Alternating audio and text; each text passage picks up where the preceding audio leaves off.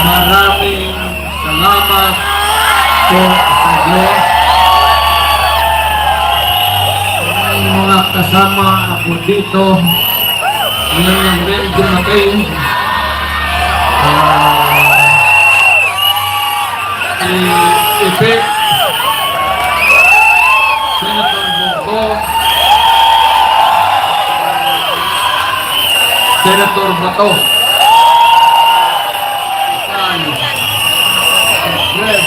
nakita naman yung kaso.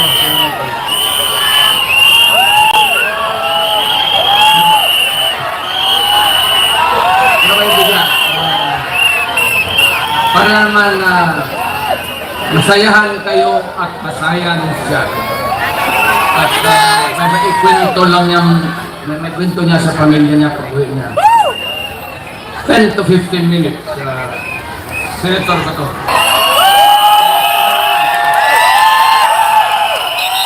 Maayong gabi sa natong tanan. Magandang gabi sa ating lahat.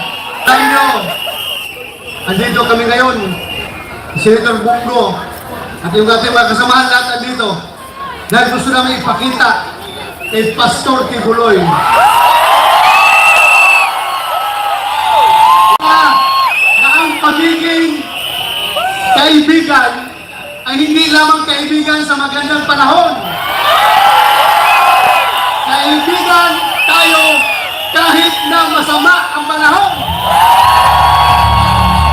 Dito kami para ipakita yung suporta namin kay Pastor Apollo Tibuloy. Maraming salamat.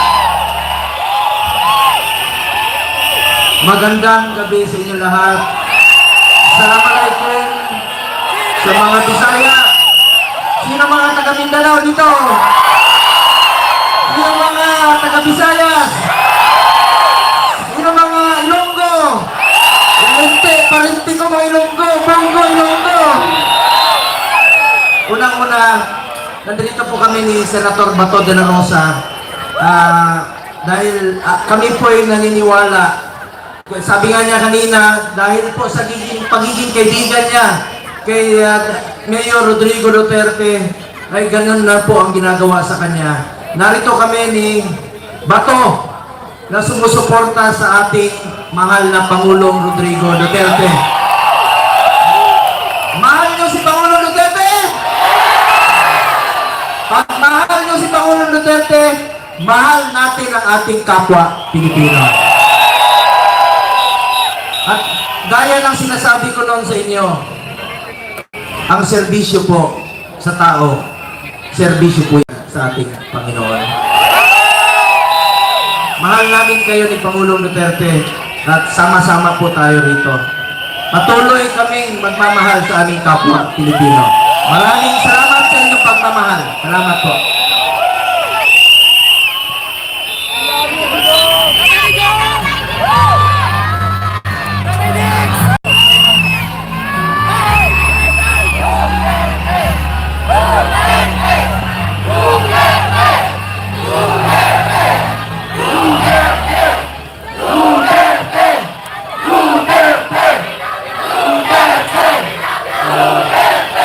Mga kababayan kong Pilipino, sa makaisa pa, ngayon ko lang kami kayo nakita kasi umalis ako ng Malacanang ngayon lang. So pagpatawarin po ninyo ako maghingi ako ng tawad. It comes late, but maraming salamat sa inyo at ginawa ako ninyong presidente.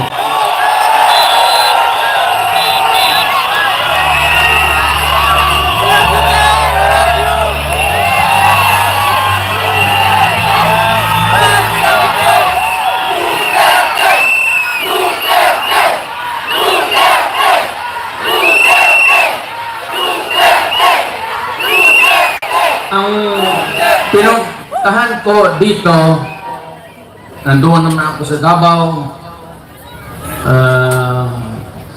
Pag gano'n nang ako lumakad, staggered, I use a cane, ibabadtos lang ako. Because of old age.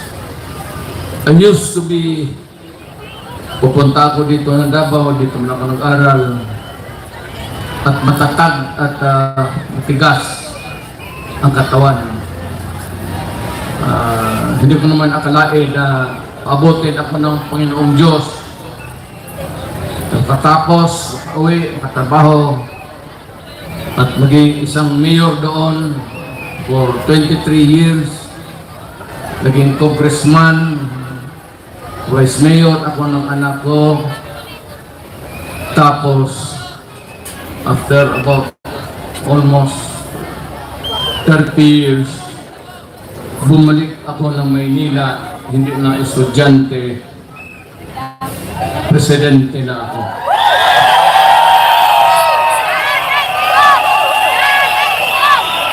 Itong ibigay ko sa inyo, maliit ito na bagay. Pwede ninyong itapon ito pagkatapos. Itapon mo lang sa isip.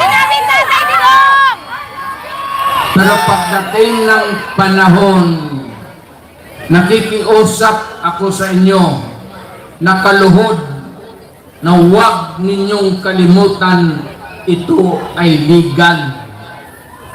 It should spell the difference of what we have now, what we can pass to you, our children.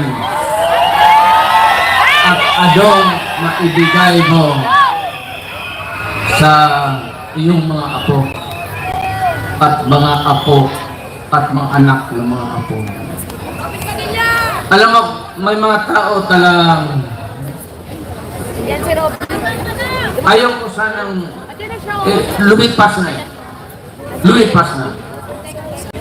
But every time sa ating history, ni kung may presidente man who started first of all, na una, gusto niyang kulikutin, pakialaman, kalkalin niya ang Constitution.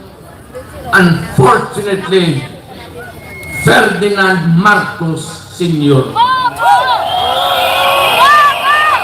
Kaya nakataroon tayo ng from 4 years to another 4 years to Marciado hanggang naging 20 years.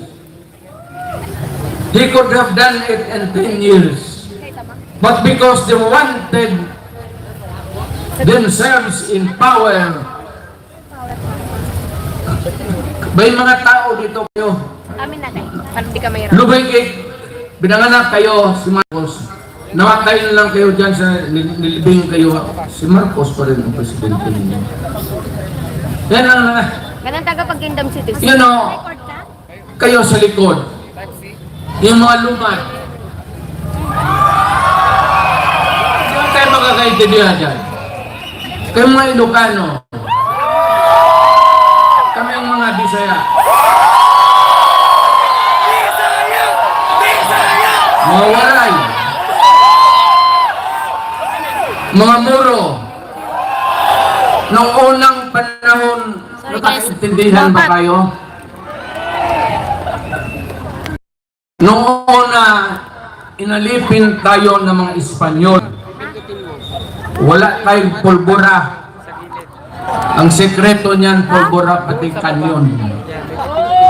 So, nung unang putok-putok, At mabuti na lang itong si Magellan, sumimple, pumunta sa likod ni Magellan at pinutol yung itlog niya ng Magellan.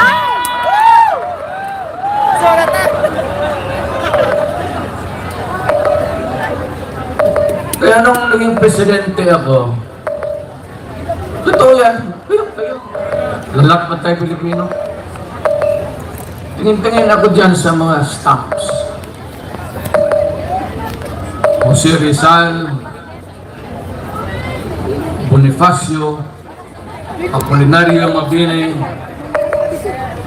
si Jacinto, Marcelo H. del Pilar.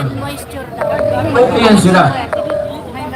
Naririnig na natin noon sa mga lulo ko na ito ang mahusay ng tao. Pero nung papalaki ako ng palaki, Ito na lang. bakit puro Tagalog ito? May Ilocano. Sabi ko, wala ba tayong Bisaya na hero?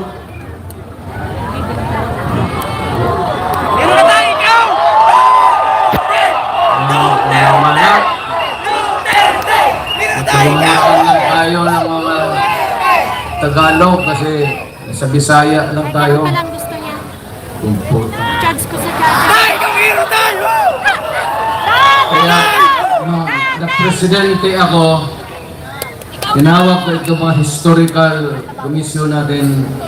Yung dalawa, stamp natin. Hoy!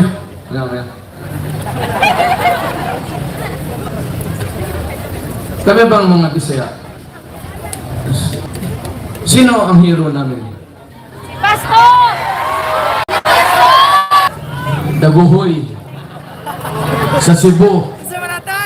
Ang problema kay Daguhoy, of later years, nung bago na, ito mga pulis na gago, mga pulis, ang tawag nila sa mga ganon, Daguhoy. Kung bakit yung pangalan Daguhoy yung mga animal na kriminal na paano nila si Daguhoy, hindi natin mahiro? O sino pa sabi doon? Yung tigas na Cebuano, sino? Sabi man nila, meron man sir. O sino? Pero isda man sir. O sino? Si Lapu-Lapu sir. Putang ina kayo. Yun ang pumatay ka with bukas pag walang istampa yan. Kaya ngayon, nandyan na si Lapu-Lapu, tapos Daguhoy. So, sinabi ko sa mga polis, pati military, huwag na ninyong tawagan yung mga hold-upper, mga kidnapper na Daguhoy. Ayaw ko, bakit nakaugulian nila yan? Hindi naman sinasadya siguro. Pero medyo may dalawa-tatlo na kami. Kung mamatay si Pepe o si Bongo, madagdagan natin ng pangatlong hero.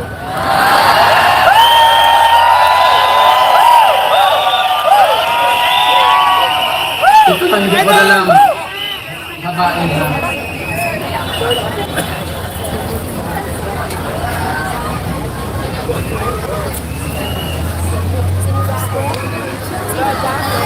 Ito ba dalawang papel? Ito yung konstitusyon ngayon. Bantay kayo dito. Bantay kayo dito. It would have a long and lasting, miserable life for you all. Ito yung konstitusyon natin. Ang una talang gumalaw nito, iba-iba niya, si Marcos. Maniwalat ka hindi. After a few decades, ang pangalawang taong gustong kumantal ng konstitusyon natin, putang ina, Marcos.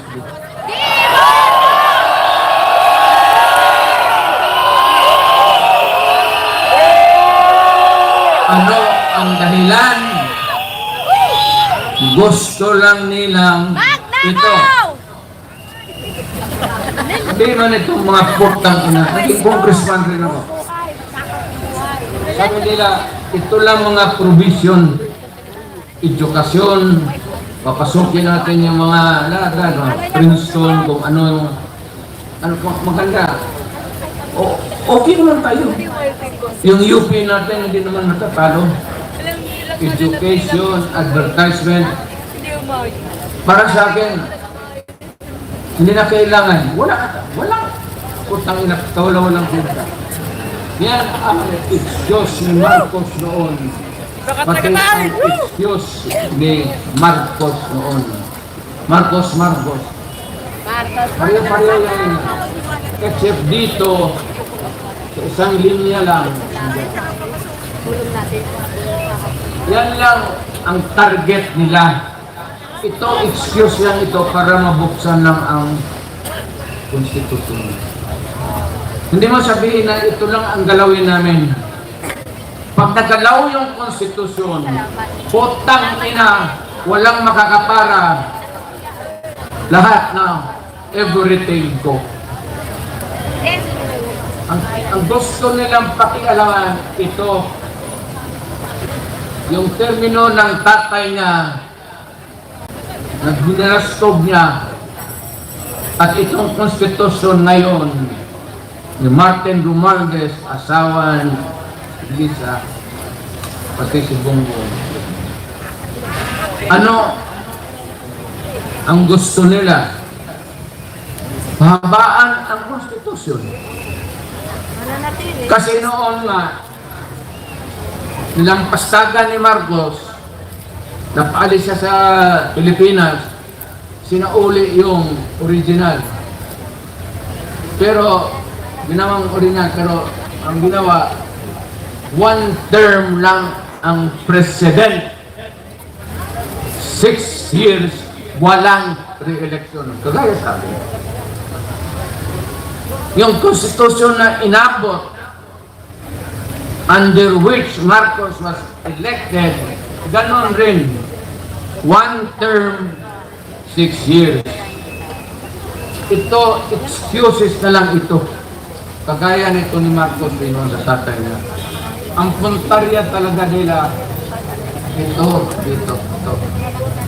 Yung term extension.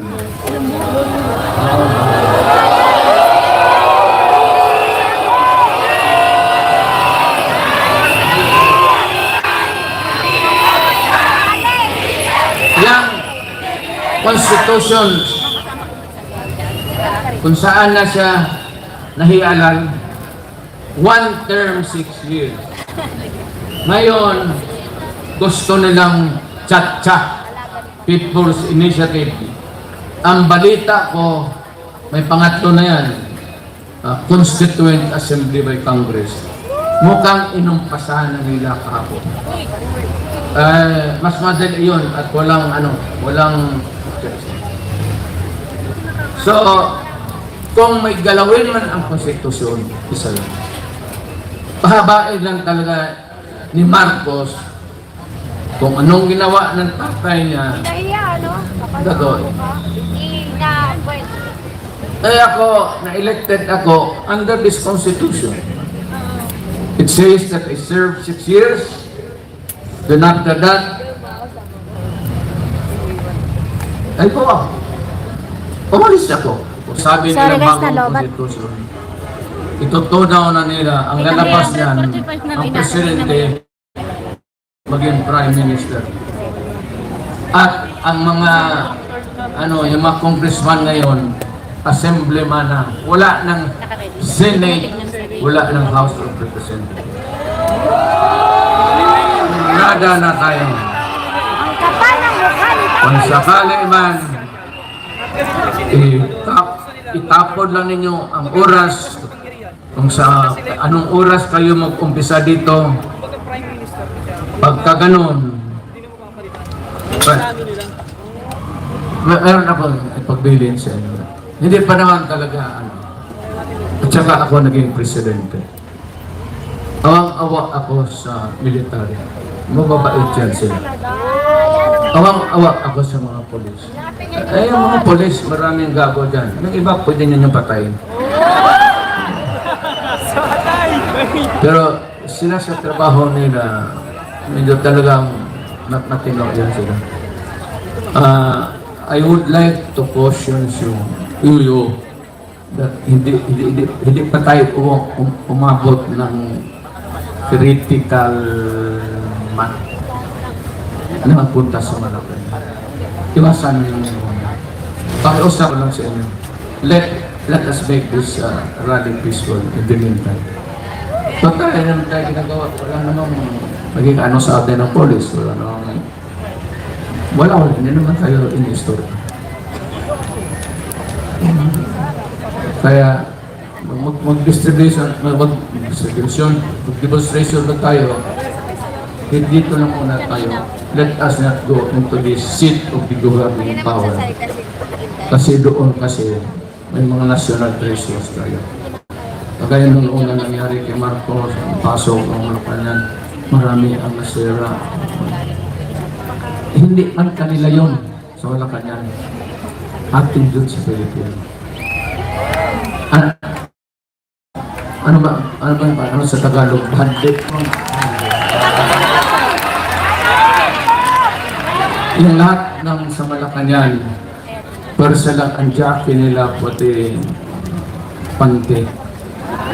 Yung lahat dyan, mga painting na makita mo, kayamanan ng Pilipinas. So, huwag mo na doon at pumunta to doon, huwag natin sirain. Ang huwag ninyong kalabanin ang pulis pati military. Kung pagdating ako ng magpapagit na, kasi ayaw ko, naging presidente kasi ako, naintindihan ko trabaho nila. Mahal ko ang militar. Mahal ko ang mga pulis.